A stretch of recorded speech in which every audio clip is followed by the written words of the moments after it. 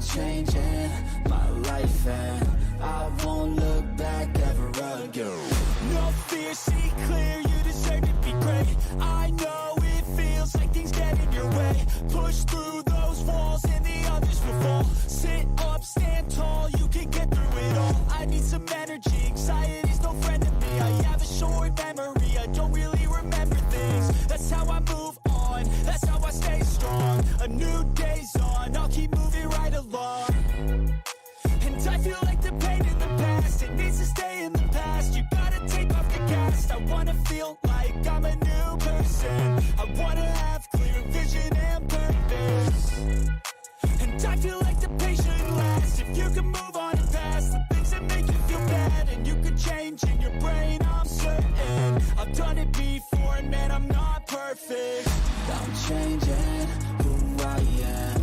I'm making a new plan, rearranging my life and I won't look back ever again.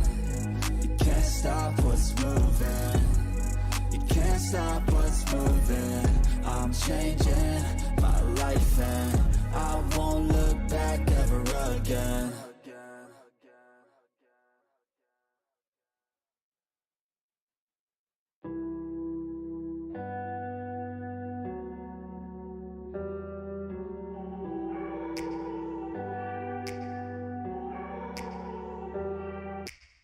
Take me back to a place where I felt at home. Take me back to a day when we weren't alone. Take me back to an age when the world felt small.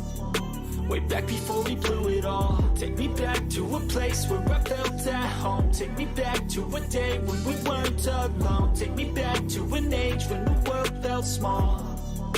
Way back before we blew it all. Too many things going on, I can't keep track of them all. From people dropping a bomb to people putting up walls. I feel like life is on hold, perception stuck in a vault. I know that time can heal all, but how much time till we fall? It's awfully chilly outside when there's no shelter to hide. When everything is a lie, you'll find that out in some time. But when the things on your mind are all considered a crime, communication aside, we'll all just fight till we die. Is this an argument or just the start of it?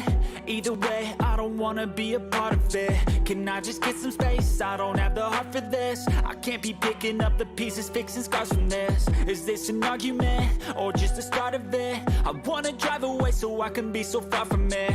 I wanna find a place where no one breaks their promises. Or maybe drown myself in something that is bottomless. Take me back to a place where I felt at home. Take me back to a day when we weren't alone. Take me back to an age when the world felt small.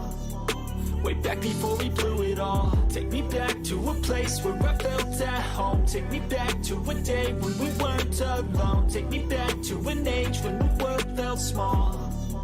Way back before we blew it all. I know that things seem bad, but they could be much worse. There's always someone else who has a greater curse, a greater thirst, a hunger, pain, and mercy. Just find whatever you got and try to be thankful first. I wanna feel again, I need a couple friends. I never really understood just how the story ends, but I can feel it's tense, don't know the consequence. The volatility of life, my only confidence. Is this an argument or just the start of it?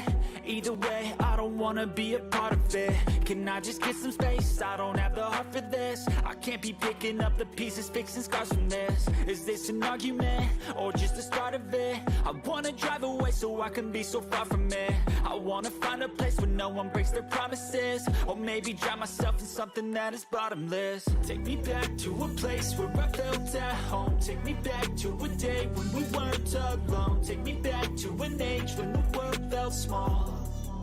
Way back before we blew it all. Take me back to a place where I felt at home. Take me back to a day when we weren't alone. Take me back to an age when the world felt small. Way back before we blew it all.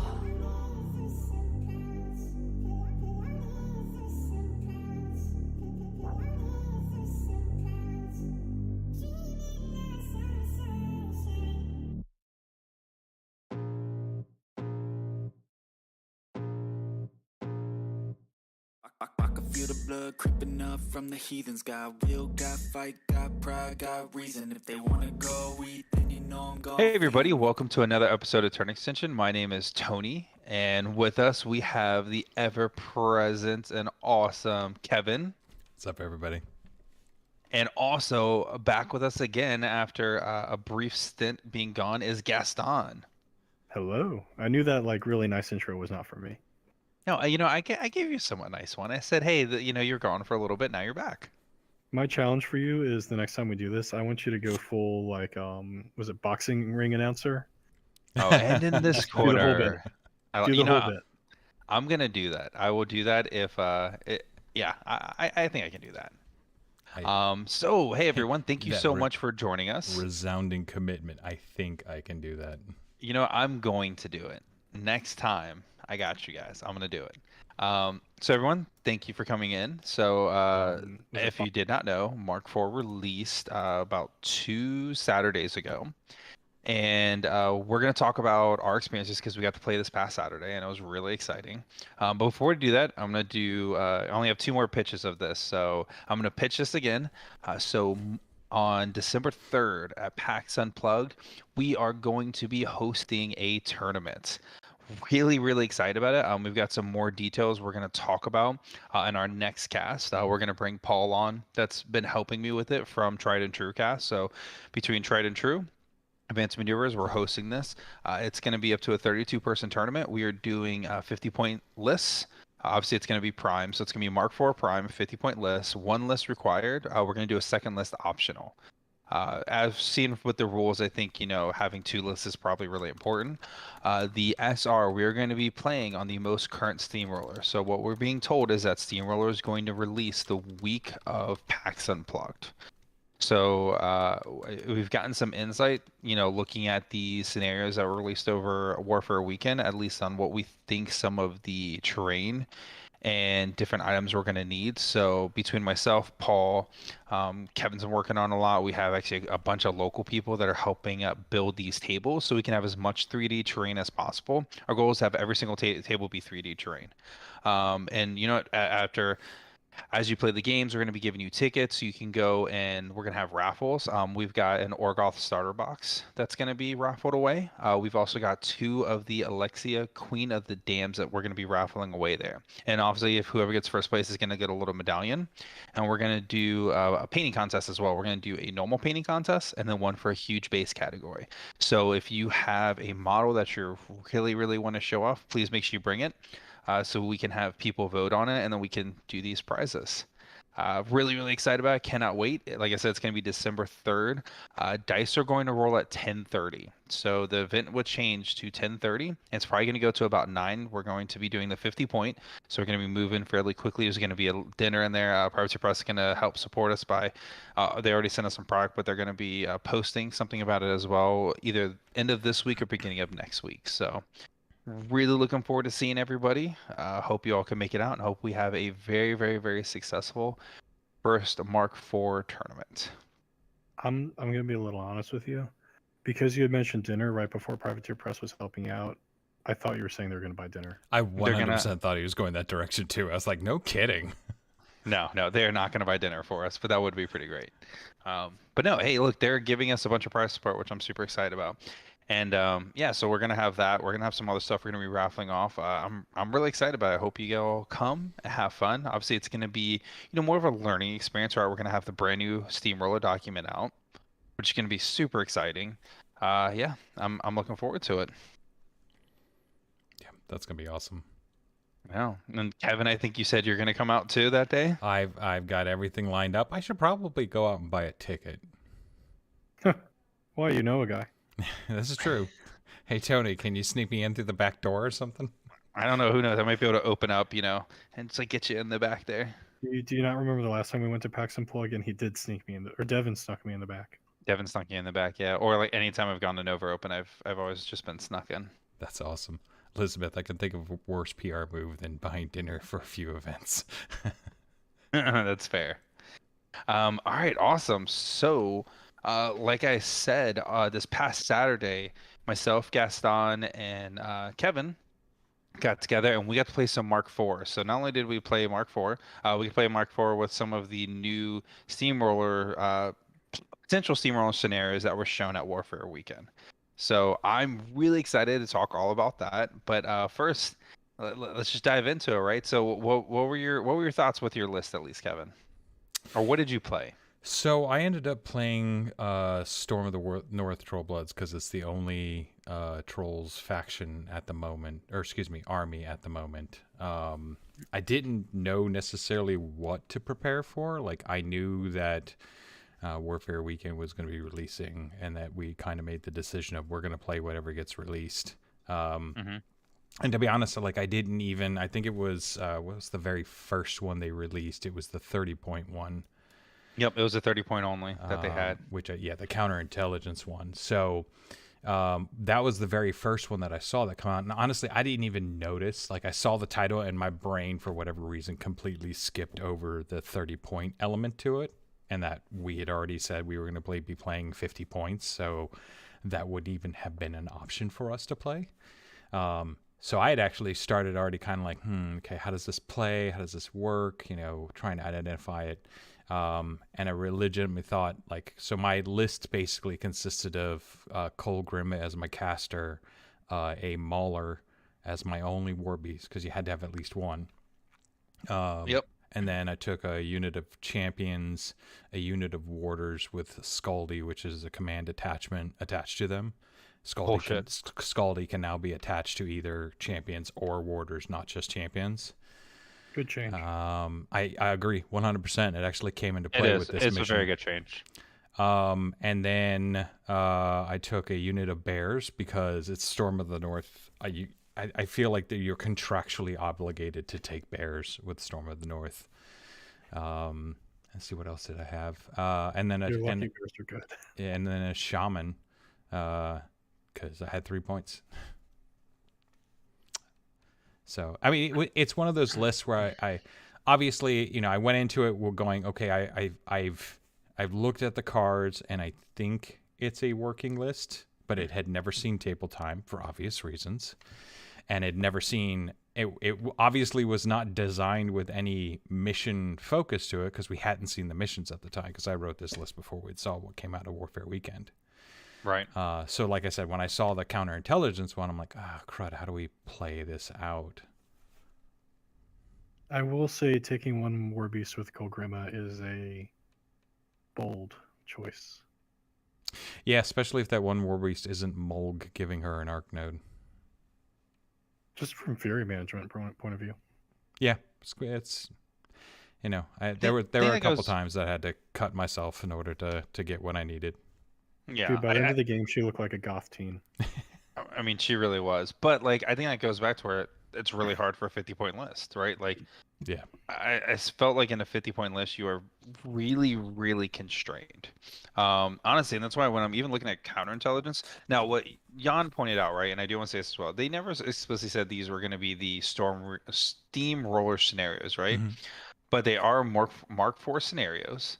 And so we thought that these might be potential ones that were going to be in Steamroller. From what I heard, there's like 14 to 20 steamroll. You okay, Aaron? Did someone just get stabbed? I was trying to grab the microphone and hide the cough.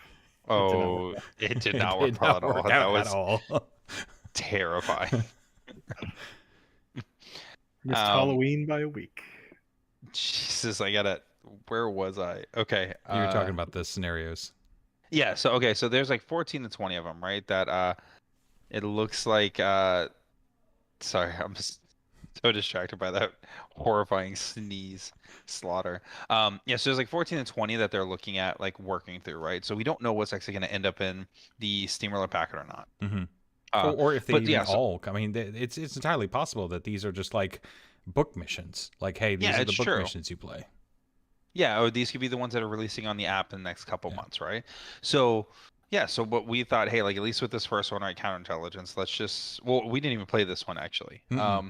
We ended up playing a different one, but this was an interesting concept, right, where it was 9 objective markers that are 20 millimeters or larger. So they could be a minimum of 20. They could be as big as a CD if you really want to. There's no maximum. There's just a minimum. Just put 9 plates down on the table. Yeah, just like, here you go, 9 plates. Oh, no terrain. Oh, well.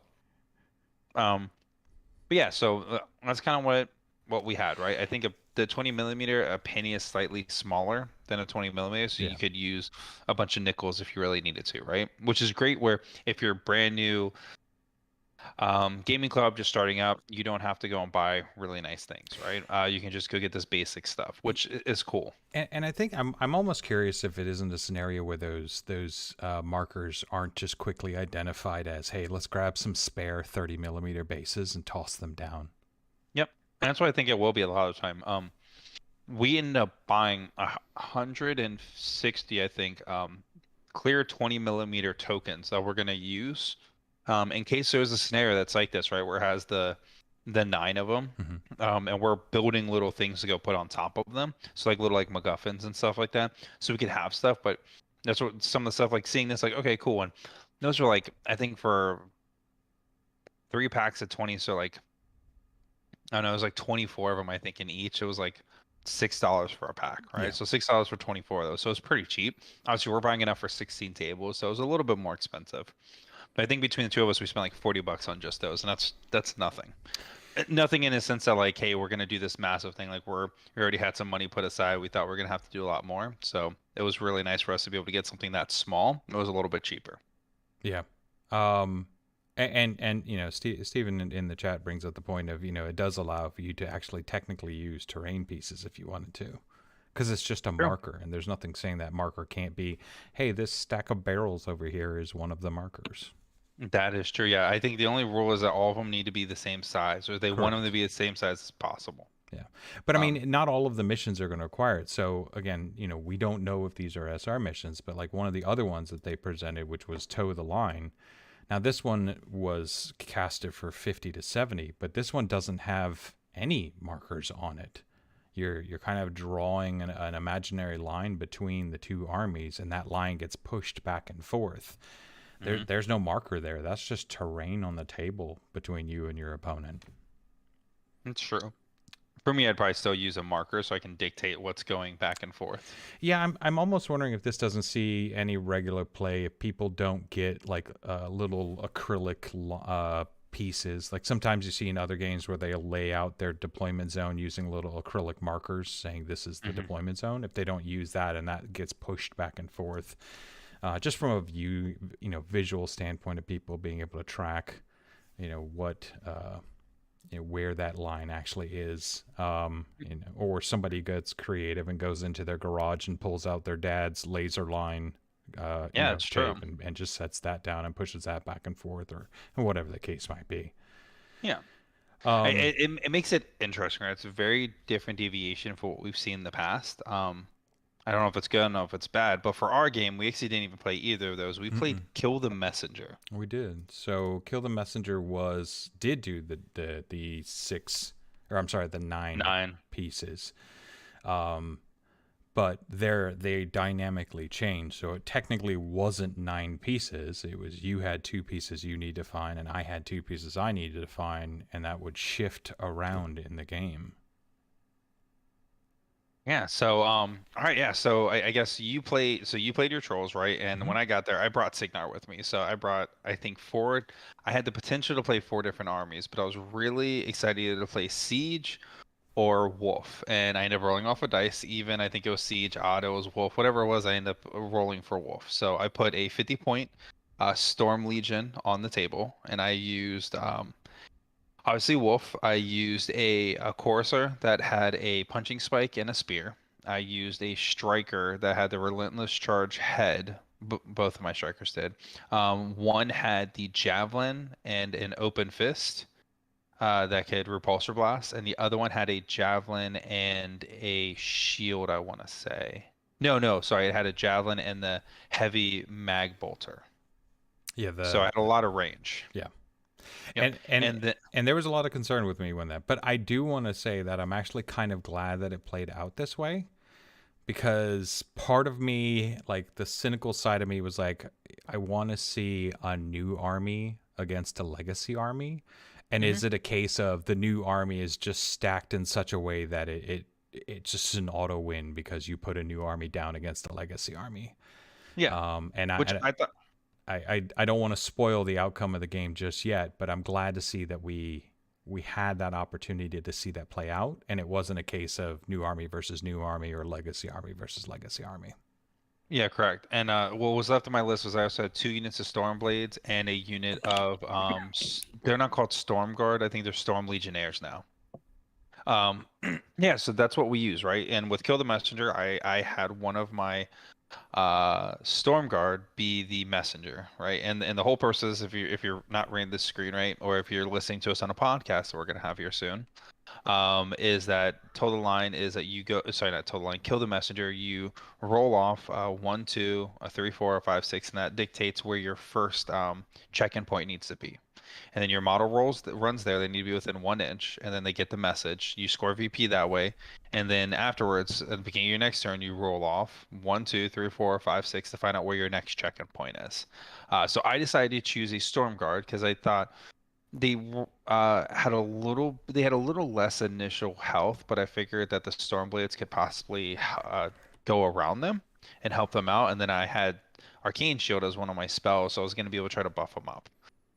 Who did you decide to use, Kevin, as your messenger? So when I ended up reading up the rules on this, and you know, this is one of those situations where poor Gaston was watching us play, and I don't think I'm spoiling the lead here by saying we played a 4-hour game.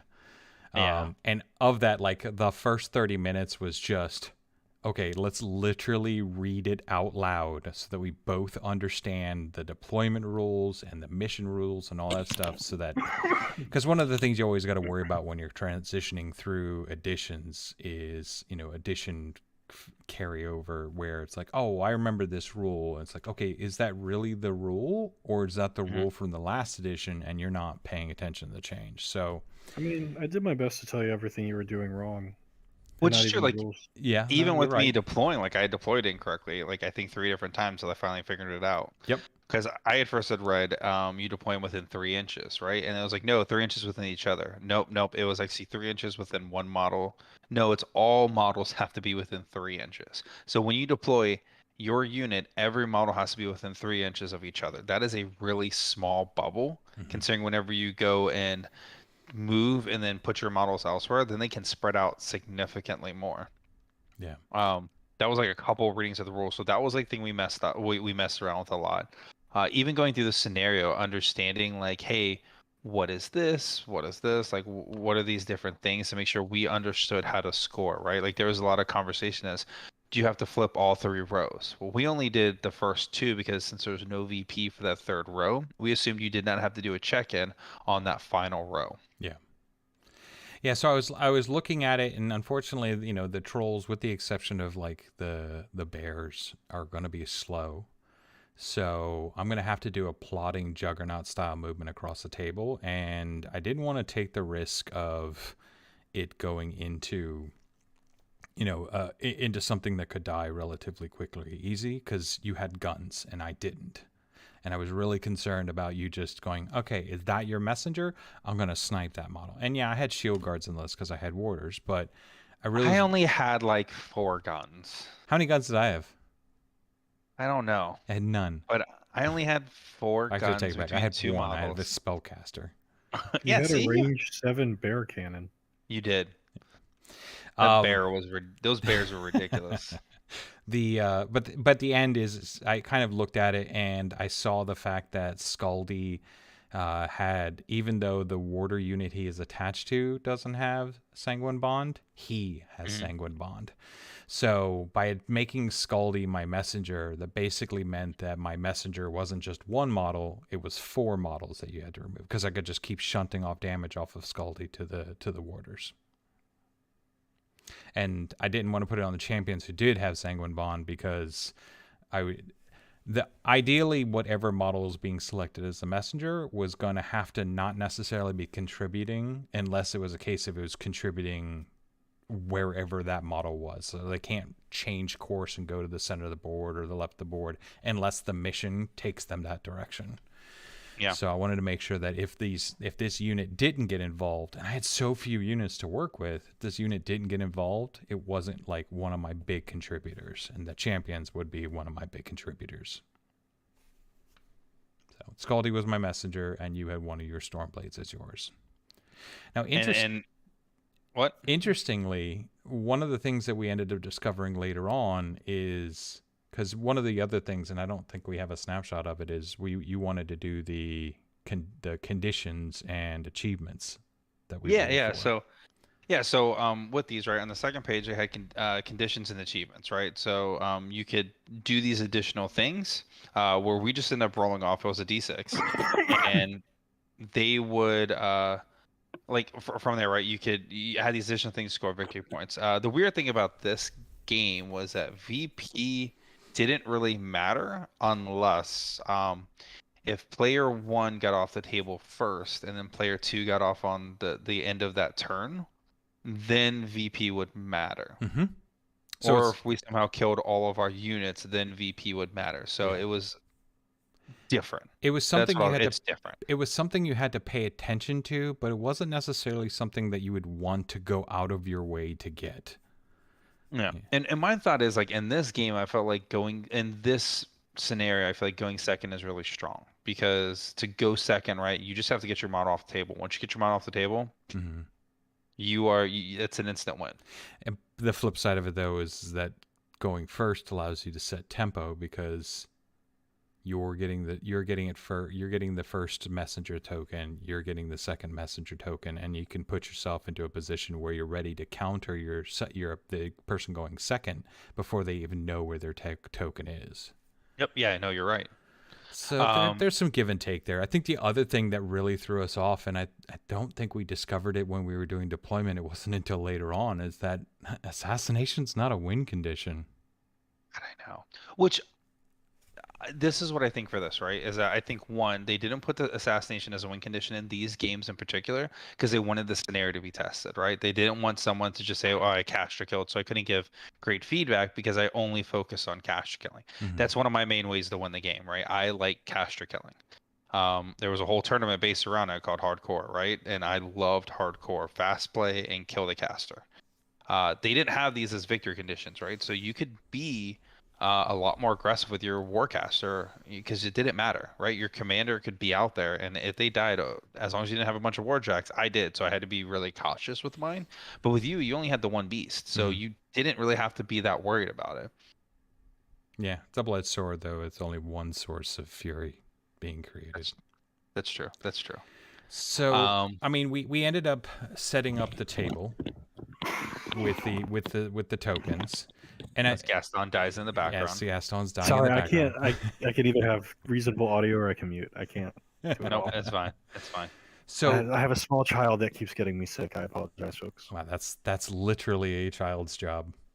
Sure. Oh, it's awful. So one of the other things that was about this mission is that it's player placed terrain. It's not that the terrain is not predetermined. You basically take turns setting up the table. So we set up on the screen. You'll see we have a picture of the table itself. You'll see the little blue markers for where the markers are going to be.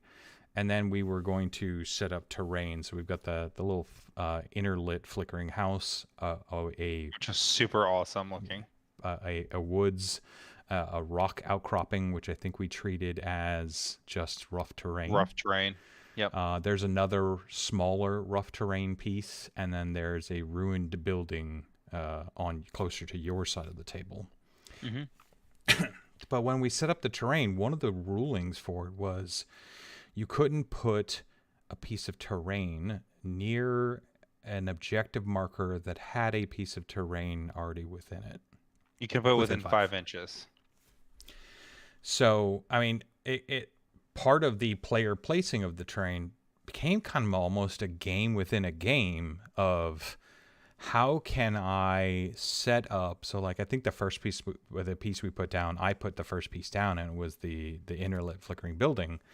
And I specifically was like, I'm going to put it here because it's going to be within 5 inches of 4 of the markers, so you won't in turn be able to place terrain around a bubbling of those markers. Yep. And I don't know if that's necessarily was the intent to privateer press on the way that they wrote it. I don't know if it's a case of they meant it to be you need to declare a marker, because I think you and I talked about a couple times of maybe they meant you need to declare one marker and then that terrain piece is next to that marker, and then you could keep putting it towards others. But as you can see from the picture, from a standpoint of the terrain placement, after you and I kind of did this cagey terrain placement, we even got to the point where there's also a wall there too, but like the small rock outcropping and then the ruined building, we end up putting in our deployments, our opponent's deployment zone, because there was really no space next to a not engaged marker already for us to put a put a terrain piece next to. And I wanted to kind of get your thoughts after that. After we played the game, do you think that was the right way to do it, or were we hurting ourselves by trying to game the other person with the terrain placement?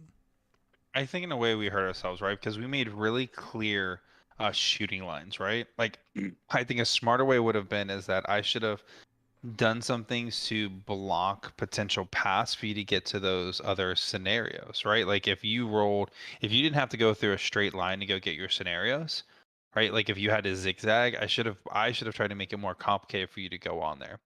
I also wonder like if there should have been a rule to where you can only place terrain on your half of the board, because we potentially could have done, right, is with me being a shooty army, I want to have as much open terrain as possible. So I almost could have deployed everything in your deployment zone, just to really pigeonhole you to have to like put your whole army on one side, because it just says within 5 inches of a terrain piece of a marker. It doesn't say within another terrain piece. So I could have just put all of my stuff in your deployment zone to really screw, or right outside your deployment zone, almost like a weird zigzag line to really mess with you. Yeah, and unfortunately, when after we had set up the terrain, in a situation, and this is probably where I should have reevaluated how I was trying to gamesmanship the terrain placement. I was trying my best to prevent you from placing things down on the table from a footpit perspective. But then once we were all said and done, there were just these 3 huge kill lanes for shooting. Like there was nothing like it would have been better for me to potentially have shifted that woods to be in a way where it was between the rock outcropping and the building, so that a way there wasn't a straight line to my deployment zone. At least there would have been the woods to potentially protect me a little bit. Well, and I think that was hard, right? Is that I never had an issue of terrain not being able to shoot one of your people. I never had to be like, man, I need to move my model right over to here so I can get a line of sight. That was never a problem because of how the setup was. Yeah. So I didn't love it. And I think that's just feedback that we're providing, right? Hey, like I think this could have been a little bit different. I think it's a difference too, is that it is all really player placed terrain, and that is a big difference, because I think whenever you do TO placed terrain, right, you're going to build tables that are interesting, that's going to create a more challenging scenario, and it encourages someone to where if they go second, they get to dictate what side of the board they're on, and that's a pretty good advantage, right, to have. When it comes to this setup, you can, if you go first, right, there's a lot of advantages to going first. You can dictate where the scenario goes. You can go first, right? Like this is another view, by the way, that posted up as after our armies are deployed and everything, which was a pretty good picture, right? Like it looks nice, but again, it's 3 straight firing lanes where I never really had an issue shooting models that I wanted to. And if you had taken a list that was a lot more guns than you actually did, it would have been a completely different telling story, honestly. Yeah. Like I used the force to block my champions and my bears and Scaldy. And I basically deployed myself on that right-hand side going, all right, I'm setting my messenger up on this side. And I think you did a kind of a similar thing. Well, yours was closer to the center. I put mine right in the center. Mine was slightly shifted to the right, and I basically made the deployment call of, okay, if it's not the center or the right or my right objective, I'm boning myself. Like I'm running the odds that it's going to be one of these two and not the far one. If it had been the far one, I don't know how. I mean that would have put me at least around, if not 2, behind you. Yeah, correct. And like I like that we're trying something different. I like the concept of player placed terrain. I think the issue is, for me at least, from what I saw, one, it wasn't exciting, right? We had these really interesting things we had to do with being within not within 5 inches of any of those markers, so it really made it kind of really spaced out. And it could have been just the terrain we had, because then also we were limited to the amount of terrain piece we have. Usually when we play, we've always played like eight Eight plus plus. terrain pieces, Yeah. right? This was only six, I believe. Yep. So it's a lot smaller, so you don't have as dynamic of a board. Yeah, Um, the terrain is definitely something that I feel needs to potentially be addressed, either in a perspective of you allow the players to do more, because like one of the things that I didn't put into here is I sent a picture to the group that basically said, I don't know about these terrain rules because here's 6 pieces of terrain, and I basically laid out a mat and I put down 2 walls, 2 trenches, and two something else. I forget it was, but you could basically see that it was just giant. We were fighting on planet bowling ball because there was almost nothing on the table, but it met the requirements of the terrain rules. So if they're going to go 4 to 6 pieces of terrain, then I hope that there's some declaration of 4 to 6 pieces that are at a minimum 6 by 6 up to 12 by 12, and force large pieces of terrain. So it's like, here's 4 large pieces terrain, or if you're going to do small to medium pieces terrain, you need to be doing 8 to 10 or something like that, so that there's more on it. And I don't, maybe this is just a bit of a biased opinion. I never really had an issue with the old Mark III rules of you could set up the terrain anywhere, like even go so far as to let the players set up the terrain. If you want to do player placed terrain, do it. No problems there. But just make it so it's like, hey, if you're setting up player placed terrain, a piece of terrain cannot be within 5 inches of of an objective marker or something like that. right. Yeah, and like I think like we're gonna see in SR, like terrain's gonna be a lot more important. Like I have a 4 by 8 foot foam board downstairs that after this I'm gonna be cutting up in the hills. Half of them it's gonna be large hills, right? Because they could be a maximum of 12 by 12 as long as they fit 5 medium base models on it. That's what the terrain requirement is for a large platform. I'm sorry, large platform, because it's be an inch thick, at least an inch thick, and can fit medium. And then for a small platform, could be max 6 by 6. It needs to fit 5 small base models on there. Again, it has to be an inch. So literally after this cast, I'm gonna go and cut a bunch of that stuff to try to make some more terrain for potential scenarios. I think we're gonna see that more. And it goes back to where like I'm okay with certain terrain place. I don't know. I'm still on the fence on if I like it or not. I love the concept. I just don't know if I liked it in practice. And I think it's different when you go look at 40K. Like that's all they do, right? But you have to place on your half the board, and they have requirements, right? Like you said, there's 2 large, 2 medium, whatever the other shit they require. But this makes it more asymmetric because there's not these requirements. There you're playing on a very symmetric style board. Yeah.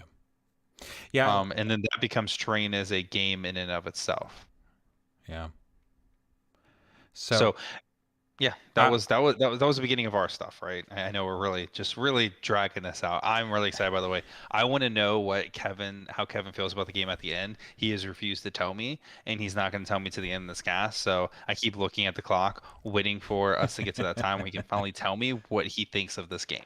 Well, I'm gonna pass it over to the image of your top of 1. But before we get any further into the actual game itself, Gaston, you got to witness this, and you got to witness the gamesmanship of placing terrains with objective markers and stuff like that. What were your thoughts?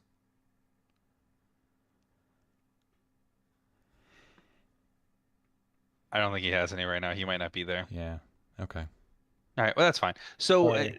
I'm trying to unmute and everything is lagging. no But I problem. figured you'd prefer me muted to me coughing. That's fair. Did you have any thoughts about the terrain rules? So, we had to do like this management class where they do what they call it the compliment sandwich, where you say something nice, something mean, and then something nice. So I think that if you enjoyed Warmachine, it's just still Warmachine. It's going to be fun. It feels like Warmachine. It's got the 2 dice system and everything, and that's all very good. The scenarios they have put out are irredeemable garbage. Player placed terrain is necessary. And a good thing. That's my compliment sandwich.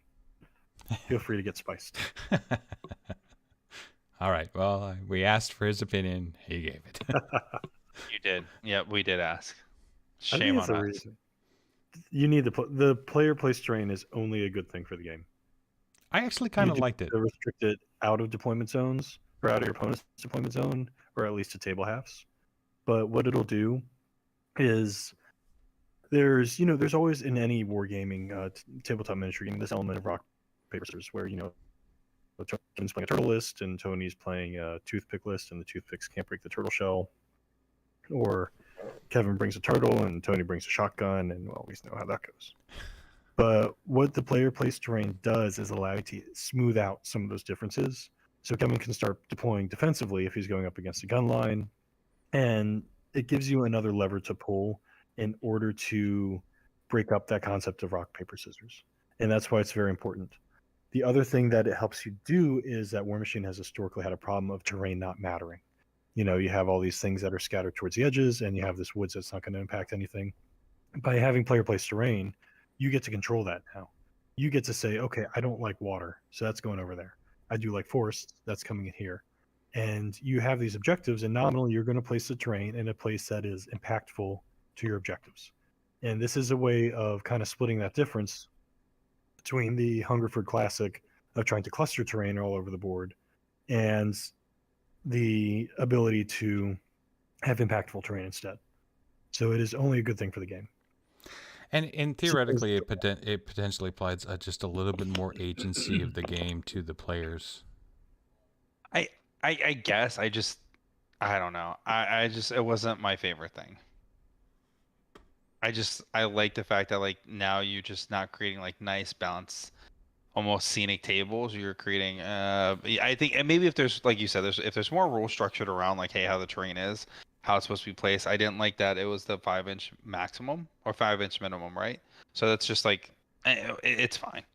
Well, that is what makes huge bases bad for this game. That's why those minimums exist. You're bad for this game. Huge bases are terrible for this game, and they should be banned. How are you going to say that to the Death Kneel? The Death Kneel needs to be there. The Death Kneel is like a skinny ass bitch and can be put on a different base size. Jesus.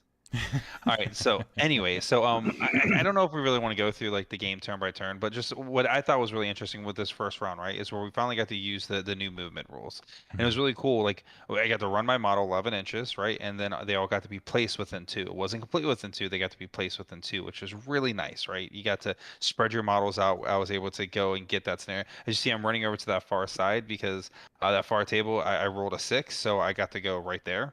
That's where I had to get my messenger to. Which was nice, right? I got to jump over there, start doing some speakeasy stuff, and get some victory points right away. And then really with the rest of my army, it started like running up. It definitely felt like, granted, Kevin said, right, it took us a long time to play this game. Part of it was we were joking around, BSing. A lot of it is too, we were sitting there trying to figure out stuff. We're also just old and dumb, so it took us longer to play the game than it really should have. Yeah. And I mean, in my turn, so you ended up getting the right hand side, and then in this picture is I think somewhere in my turn, you'll see the pink marker on my right hand side. So the pink markers will be mine. And I don't know if it's necessarily going to cast out the lead on this, but we ended up rolling it where both of your missions were on the right hand side, and both of yours were on the left. On your left hand side, my right hand side. So theoretically, the missions never crossed a point. We both had our lanes to run through, and then kind of our armies just skirmished in the center, which could have been a completely different scenario if you had rolled your far right hand side, and then I had rolled my far left hand side, which would have been your right hand side. Now we're basically trying to go to the same point. So right. I don't know if this game necessarily was the greatest on, hey, did these schemes, these little mission for the messengers really confront with each other. Probably had to give it a couple more goes on it, but I did like the fact of there was an element of unknown to it. So I ended up moving forward, grabbing the scheme with Scaldi, and positioned myself into the center, and basically, like I did with my deployment, basically going, I'm going to try and play this game for the center and my right, and pray that it doesn't. Like, I remember rolling for my second mission marker, and going, please God don't be on the left side. Please God don't be on the left hand side, because if it was, I was done for. Like the game would have been over right then and there. And that's because I put myself in that position. Yeah, and I think even with this part, right, you were concerned with how slow your army was compared to mine, right? Mine could run 11 inches and then teleport the other 2, and I had a repo in there where I could get another 3-inch repo at some point. Your army was just slower, right? You could only run 10 inches, right? Which a 1-inch difference doesn't sound like a lot, but it kind of is, right? Granted, you had medium-sized base, so you could kind of catch up some way. But there was concerns in the very beginning about, you thought that you would lose solely because of the speed of your army. Yeah. Well, I think that's kind of what highlights why I say things like these scenarios are irredeemably embarrassing, because you can end up with a situation where Tony goes from one marker to the next marker in a linear fashion, and Kevin has to zigzag across the board. And while you need to have randomness in games, you need to have randomness that affects both players equally. Having asymmetrical scenario randomness like that is not a good game design. If you want to take a good one, go back to when we had the 3 flags and one of them disappeared. Those flag disappearing affected both players equally. You don't want to have something where it's affecting the players unequally. I definitely hear what you're saying from a perspective of like SRs and stuff like that, but I think for a beer and pretzels, I'm just playing the game with some friends at the house or something like that, the randomness for the sake of randomness I don't think is necessarily a bad thing. It just I think that is distinctly different, right? If we're doing this as a high level competition at a steamroller event, this would be really rough, right? But the randomness still affects both of us equally, and the fact that I could roll really well, you could roll poorly, both of us could roll poorly. Like it's still the roll of the dice. The thing is I kind of look at it as one, things that are frustrating at high level are still frustrating if you're in your friend's basement. You're committing to a multi-hour game, and this could be a multi-hour game where Kevin gets a highway to winning and Tony gets a highway to hell. But I think people who are kind of like, oh, these could be book scenarios, or oh, these are the steamroller scenarios. The book scenarios have only ever had 2 scenarios in them, and they're not going to waste the effort because they don't have the manpower on developing just random book scenarios for people to ignore. Like, I would put down money. I'll put down Tony's money that these are alphas for the steamroller. Thank you. It's my. I don't have any money of my that. own. I have again, small kids were cheaper than gaming. I have twice as many kids as you. That's because you're Catholic. I'm not Catholic at all. All right. That makes it even more tragic. So one of the things I did want to show in this, and I don't know what your guys' opinion, I kind of wanted to get it because I don't know if I necessarily got it when we were playing the game. So in this photo, you'll see that we removed the way that the terrain was designed is, I've seen the term 2.5 dimension terrain being used out on the general chats and stuff like that, where you take the 2D template and you put a 3D terrain piece on top of it. So we had the force, but Tony, you had brought your storm blades. Did I get that right? Stormtroopers? Yeah, my storm blades. Yep. You brought your storm blades in. And because the terrain had some uneven heel elements to it, we ended up picking that piece of terrain up, still having the 2D down to let us know where it was, and then we didn't have to worry about your models falling over or something like that. I would love to see this become a norm. My concern is, again, from the side, if Privateer Press comes back and says everything must be 66 or 6x6 or 12x12, these things are going to be too small for that. We'll have to wait to see how the terrain rules. But I think it was really advantageous to have that 2D, and I wanted to get your guys' ideas. I love that. I love it because we even talked about like if you have a weird angle, right, you can lift that up to go do measurements, right? Because then you don't have to worry about like the angle and all that stuff of this piece of terrain. Because all of them had it, even the ruins and the building had a 2D piece underneath it, so we could pick it up, take a look. It was great. I loved it. If we can ever convince Gaston to do battle reports again, this would be great for videoing. Just saying. That's true. He's. And this, I'm Tony's gonna get so mad at me here in a second. There is one photo that we took during the game. Join the club. That, I have to put up, Tony. I'm sorry in advance. Tony sends in his little light jack into my champions, or into a position, and my champions. Hold on. What was there before my light jack got in there? The Mauler, you did end up So charging in and my basically spent all of turn 2 putting every single shot and every single charge you possibly could into the Mauler to remove the Mauler. I No, did. no, no. So I woke up around this point, and I'm pretty sure what I saw was a Mark IV light jack killing a Mark III heavy. There I were had shots. Hey, there were shots there were put shots. into it. There were I shots wasn't before waking him up. put into it. But yes, so Nope, he didn't see did do those. something before this, whatever this next picture you're gonna show. Yeah. So then the champions go in. So mind you, this is the first roll I ever have done for Mark IV with my champions. Which I feel like should accurately reflect your 10 out of 10. So I like that Kevin started his dice rolling kind of on the low end. Yeah, I know. I feel the same way. So it was nonetheless. I was like, oh, okay, that's how this is gonna go. Well, the really confusing part was when you started rolling 7s and 8s.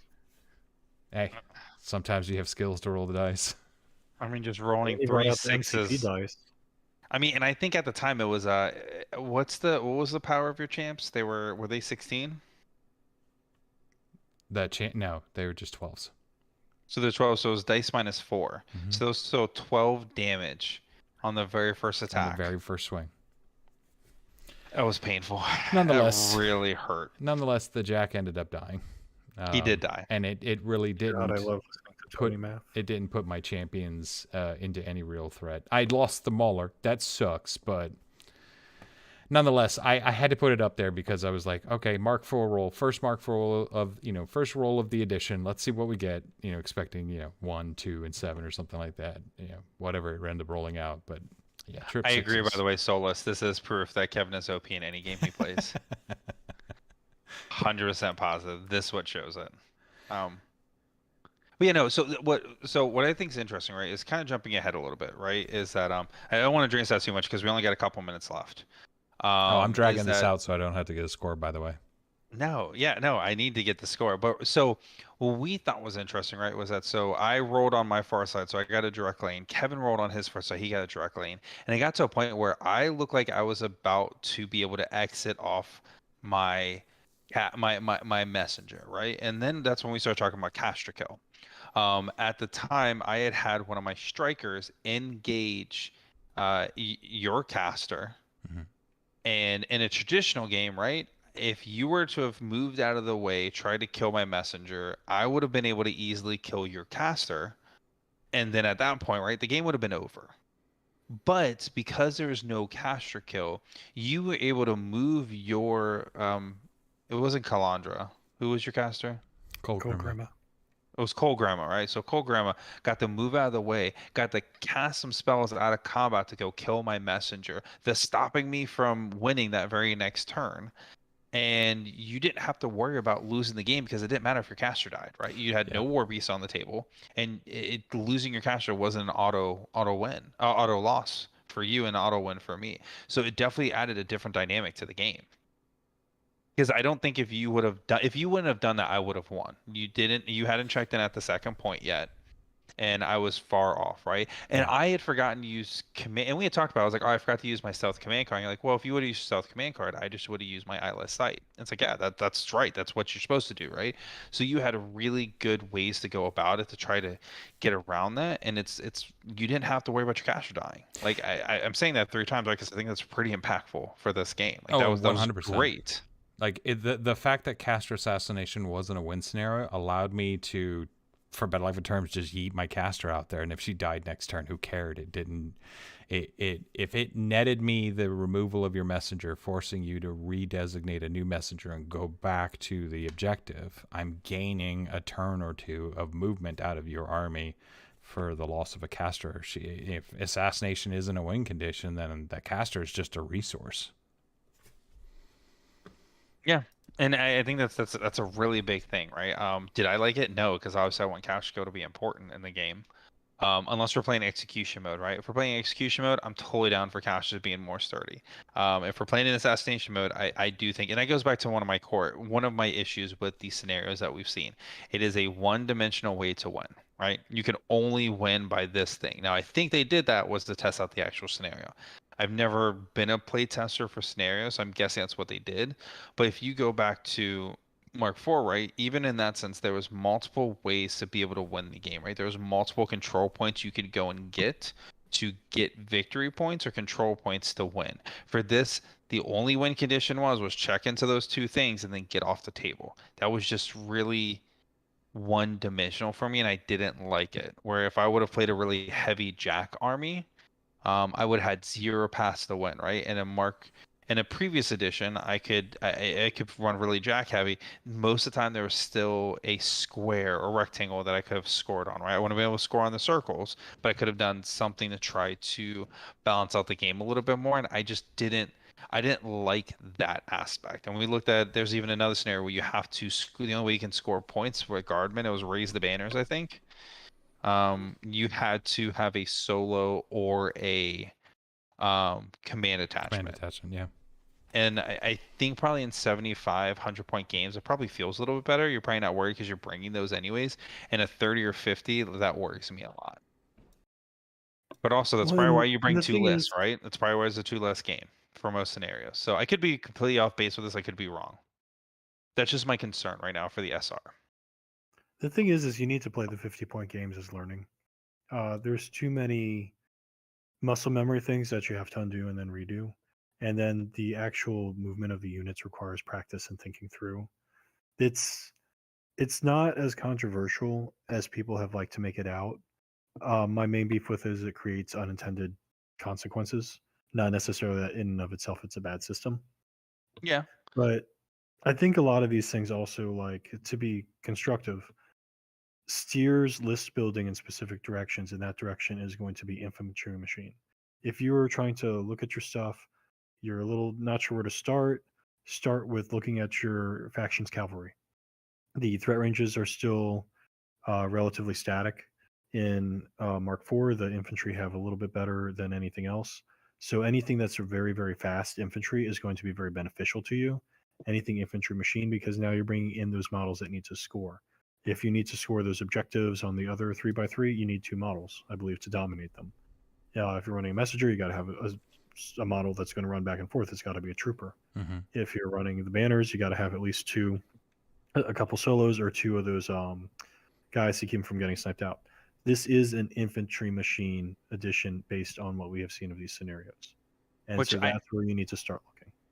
Right, which I don't think that's what's gonna always happen, right? And Jan pointed out, said, if you really only play the assassinate, isn't that one-dimensional? That might be one-dimensional to me, but my opponent doesn't have to play that as well. My opponent could play to the scenario, and I think that's where defining difference is, right? There's not, and these things, there's only one way to win that both of us have to do the same thing, and other ways, if we have assassinate in there as well, and even a time clock, right, death clock, I could have built a list where, hey man, I'm really sturdy.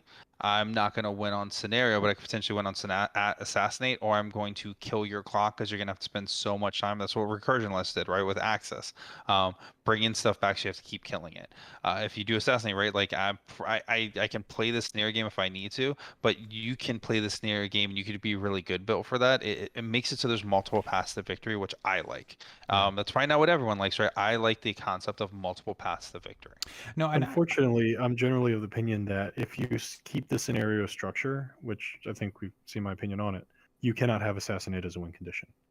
These scenarios are too involved. They're too complicated, and assassinate is very simple.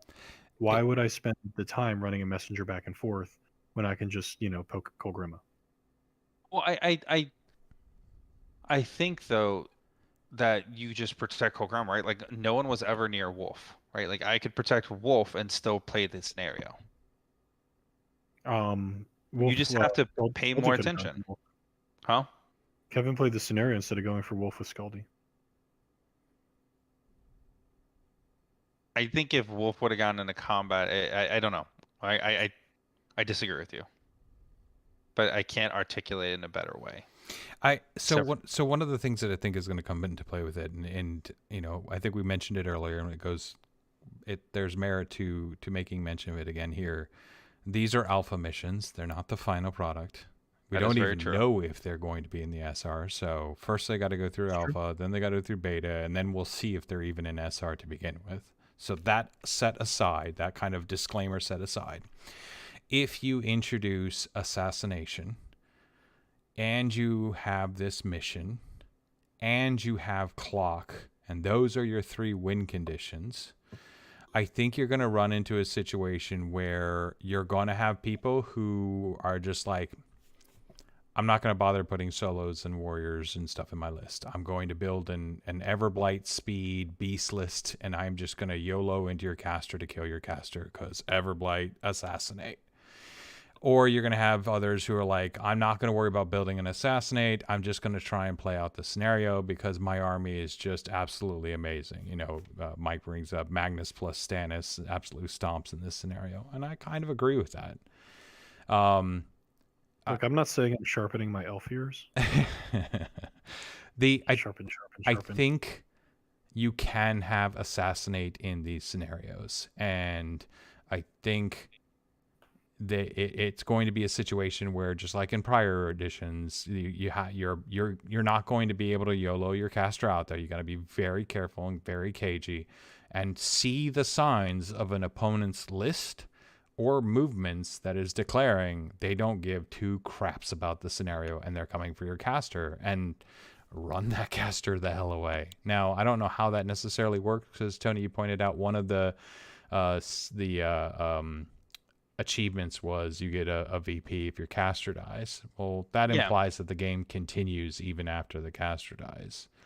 So not sure how all that works out. We're definitely going to see where PP's going with that. But I think there's a world where you can have clock, caster, and scenario after some fine tuning and efforts. But if they're going to have scenarios that have multiple requirements to score, like this scenario requires standards and command attachments, and this scenario only does it with solos, and this scenario only does it with jacks, and this scenario only does it with the caster, there may be some merit to the 100-point list just so that you can have the things that you need to score any possible scenario. If you go to like an SR and there's 6 different scenarios with 6 different scoring requirements in it.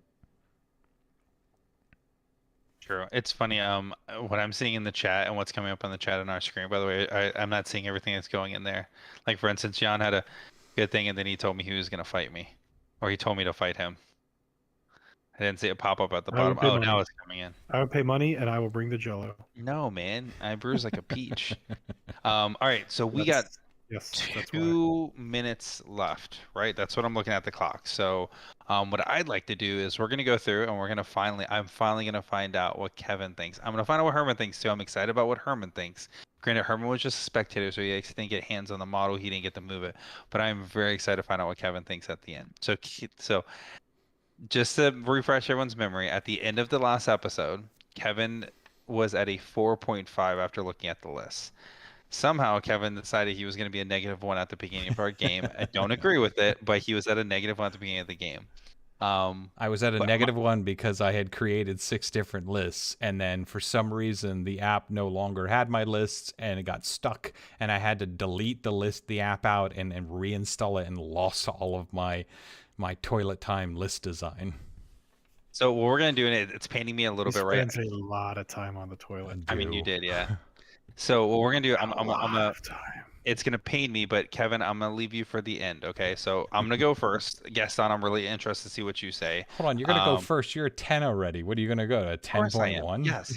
No, and that's what I want to state, right? Is that I know I said a lot of I was probably more negative about this the scenarios than I have been in any of the casts you guys have heard me. I'm still a 10 out of 10. I freaking love the game. I thought it was so much fun to play. I loved getting the models out there. It was really cool playing a brand new Warcaster, seeing different things he did. It felt like my Signar that I've played before, but there was definitely different elements. I had a blast. I thought it was really cool even designing the different types of strikers to try to use while I was messing with points and stuff like that. I know for me, I need to print out the command cards, so I have them, so I know when to use them, because I kept forgetting them throughout the game. So I know I need to print them out, but I'm so excited for this game. Yeah, 100% 10 out of 10. I'm ready to go. Gaston, where are you at? What are your thoughts? Well, where was I last time? I believe you were at a 6. No, he went down. You went down to a 5? I'd say I'm at a 4 right now. Why are you at a is, 4? so the thing is with Warmachine is, in my opinion, it is the most fun and well-designed dice system. Compare it to 40K with all the little D6s and the gated math. Compare it to the what they call it, playbooks used by Guild Ball, which is still just a D6 system. The 2D6 system with the bell curve, the boosting, the focus, the fury is a very, very good system, and is, like I said, I would argue that it is one of the best dice systems for miniature wargaming on the market. Particularly like any other thing like Fantasy Flight, like was it MCP and all that from Talk. Fuck the custom dice. I hate that shit. Get the hell out of here. So the bones are great. We didn't get to the Dusk stuff. There's a lot of good things I think in Dusk that is very interesting and worth exploring. I was waiting to make a judgment on the scenarios as alpha scenarios. These are not good. They needed to have a better starting point than this. And given the company's history of collecting feedback and acting on it, my confidence in them is not high on that. So there's a lot of good things about it. There's a lot of things that give me a lot of hesitation as well. I think where my frustration comes is that when we first started this journey back in August, you were like, well, if the scenarios stay the same, I don't want to play anymore. They're boring. They have Yes. drastically changed. They have dramatically changed. But And you're if you like, look they at need to do something to shake it up, and they did shake it up. So look at the scenario where you're pushing that line back and forth. Yeah. Tony rolls a 3 the first time, and Kevin rolls a 1 every single time. Kevin's killing more of Tony's models 3 turns in a row. Tony wins. That is bad. That is not acceptable. What do you have to get to? You don't have to get to 30 points. So if you roll a D3, you move the Yep. 3. Yep. Every single time the turn ends, it scores based on where that marker is. Correct. So you move it 3 inches. Kevin moves it back 1 inch each time. You score. Tony scores every time Kevin fails to move it back the same distance. Yeah, but it's the player with the most victory points at the end of 7 rounds wins. Correct. So Tony moves it 3, then Kevin moves it back to 0. It takes him 3 turns. That's 4 turns out of 7. Don't score in turn 1. So that's 5 turns. So Tony has been scoring the entire time. Kevin has not been. These are not scenarios that they have tested at all. These are ideas. This was my problem with CID. They put ideas into CID. So what CID should have been is this is done? Is it broken or not? That's all it should have been. When you start putting ideas out there, that is bad game design. That is bad company management. But there are also good things here. Spell racks is a good idea and concept. Like I said, the Dusk stuff has a lot of good things. The dice system is very, very good. Focus Fury, all of that's very, very good. So I know I keep like hitting the negativity drum. There's a lot of very good things to have here. It's just I get frustrated with the company when they put out unpolished ideas for like even alpha testing. That's not a good look, and that's not what you should be doing to your customers. We don't have enough time to go back and forth and argue. I know. I have to be the anti-Tony. No, please feel free to talk about it. You know, we don't have to worry about it. No, so all right, so let's jump into you, Kevin. Right, so I believe Sam thinks that you're going to be at a 5, right? I am much more confident you're either going to be at a 6 or a 7 or potentially higher, because not only at the end of the game, so we didn't say this, right? But Kevin, you won the end of that game. Even when you're like, hey, I don't think I'm going to win, and we said, let's just go play it out, right? You end up killing one of my you end up killing my messenger. I had to go back, and then I think you end up killing enough of my unit where I could not bounce as far forward as I needed to. Scaldy was able to run up, and I couldn't get my caster. I tried to start running Wolf over there, and you couldn't kill him, right? But this whole time, Kevin, that entire game, I saw smiles on your face. You were getting excited. You were building lists when the app dropped before I even started building lists. So before he says it, can I give my my guess of what he's going to say? Yes. I think you showed him such a good time. He's going to be a 40K out of 10. Got him. I'm going to be conservative, and I think you're a 6 out of 10. Are we still putting halves into play? Okay, hold on. Yeah, we can still put halves in the play, but no, we can't put halves. I did not pull a pro PG move.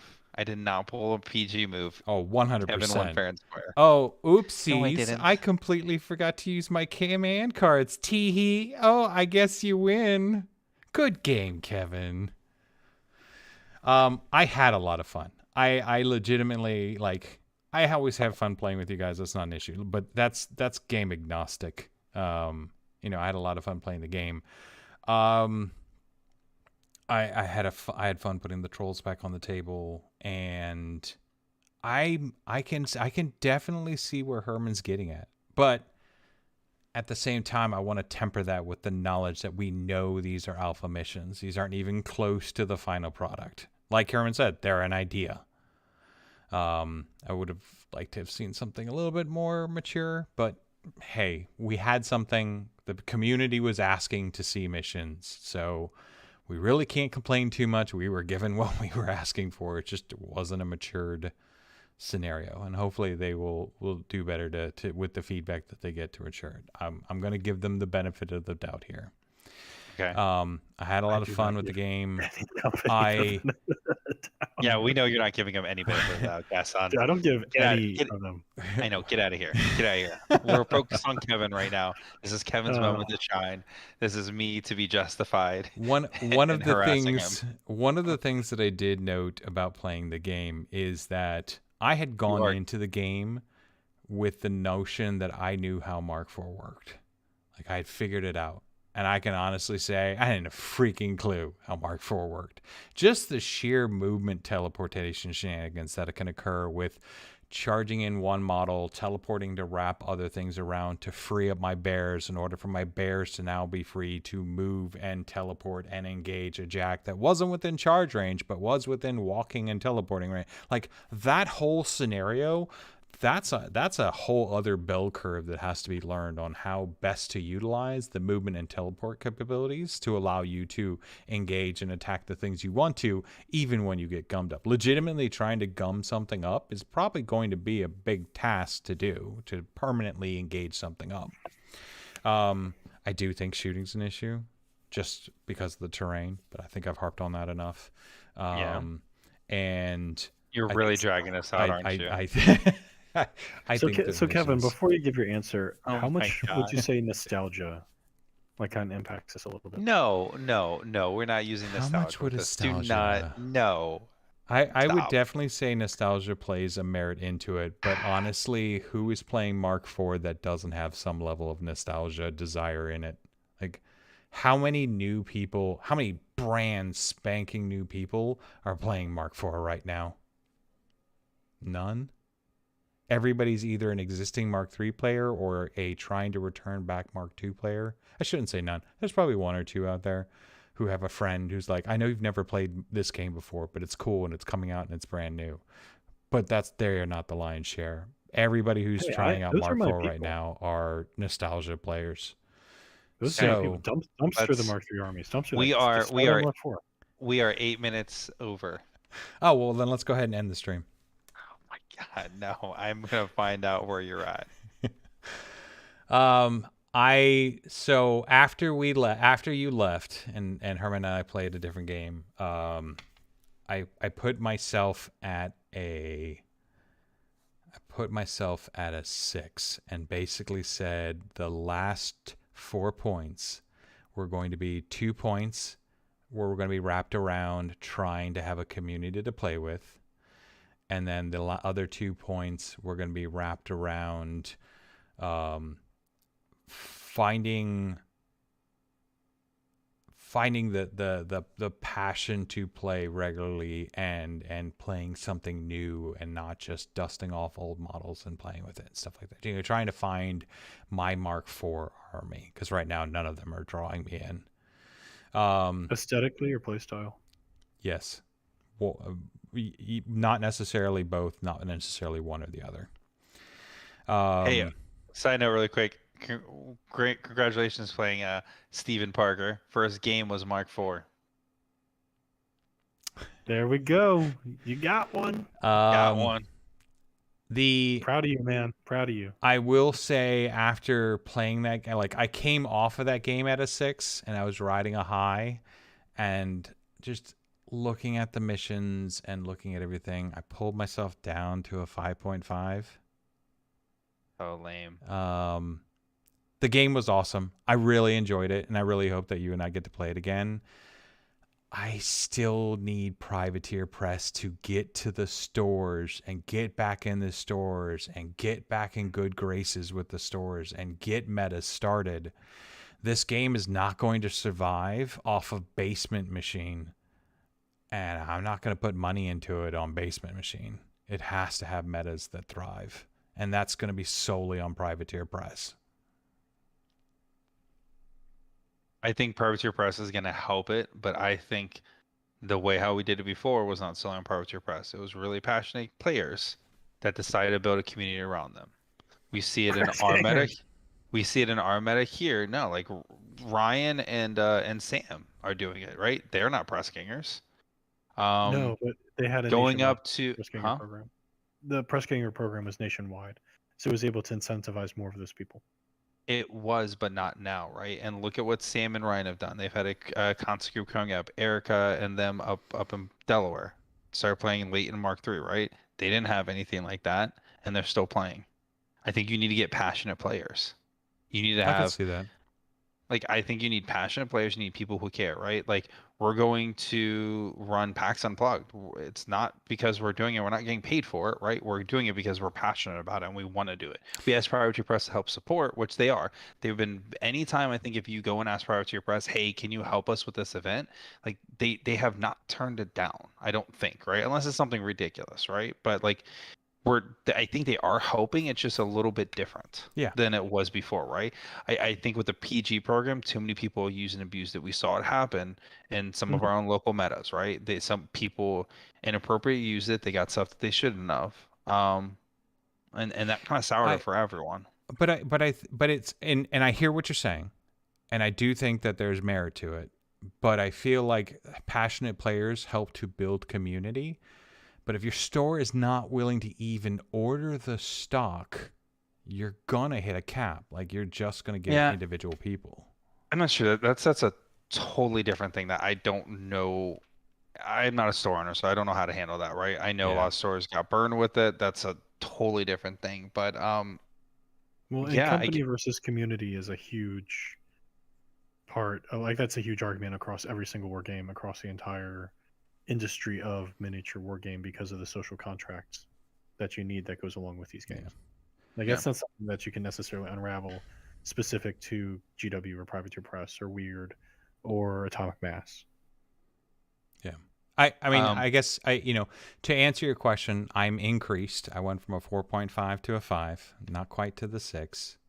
5.5.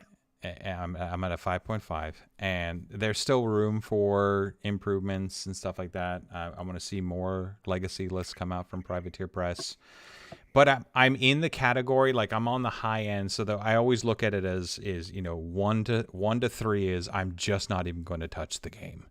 And then you've got 4 to 7, which is I'm willing to play the game and I'm willing to give it a shot. And then the 7 to 10 is I'm over here waving the flag saying this is the best thing since peanut butter and jelly. So I'm right at that cusp of I'm willing to play the game and moving towards it's the best thing since peanut butter and jelly. There's room to improve. There's room to grow. We still have time. I need to see Privateer Press really get into it. They're doing a great game and they're building great things, and I want to give all credit to the people who are working on Privateer Press right now. They're pulling probably insanely long hours and are overworked to no end, and they're trying to do their damnedest to make sure that orders are getting out and people are excited about what's going on. So my call out here is Privateer Press leadership, not the employees, leadership. Get out there, start repairing the networks and the efforts that you had with your stores, and get back in the stores, get back on the shelves. And that's going to come as a result of leadership starting to have honest conversations with the stores of, hey, we kind of messed up along the way, but we've had a lot of lessons learned. What do we need to do to get back in your good graces and get these communities and these metas started again? Start sending stores free, systems or events or something, and encourage them to run them and stuff. Get like back in the free store. event they did for the longest wait. Exactly. That the longest Right? wait. Like, that there was you great. go. That's great. That's the idea that you want to go for. Get back in these stores. Get these communities going. All right, so we're gonna wrap it up. I was terrible and did not think of a question. Have you played any of the Mark IV games, and what were your thoughts of them? I like that. So yeah, so the question for us, right? Please post down below. Have you played Mark IV yet, and what are your thoughts? With that being said, guys, and girls, and everyone, thank you so much for listening to another episode of Turn Extension. Have a good one. Have a good night, everybody. Take care. I swear to God, man, I'ma make it soon. Silence all the haters as they see us making moves. I do what I want, so I got nothing to